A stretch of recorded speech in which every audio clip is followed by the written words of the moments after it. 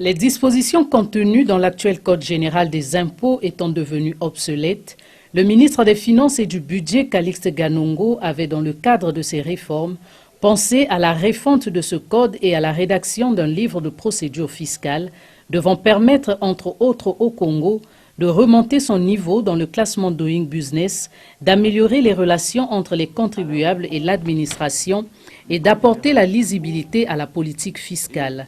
Les travaux de cette refonte lancée ce jour va donc permettre au service des impôts de se doter d'un nouveau code résolument moderne, sécurisé et incitatif. Nous devons cet espoir à la perspicacité d'un homme, Calixte Ganongo, ministre des Finances et du Budget. Oui, il n'est pas le premier à avoir osé la refonte du Code général des impôts et d'établir un livre de procédure fiscale. Mais il est le premier à avoir cru en l'efficacité de cet instrument et d'en faire un objectif politique, un devoir politique.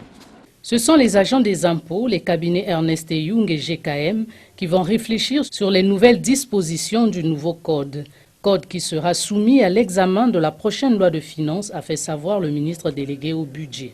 Nous voulons que les choses soient très claires pour tout le monde et que les garanties pour les contribuables soient sauvegardées de manière à ce que l'impôt, qu'on le paie de manière spontanée et sans difficulté dans notre pays. Signalons que Calixte Ganongo est déterminé à donner un nouveau costume aux impôts.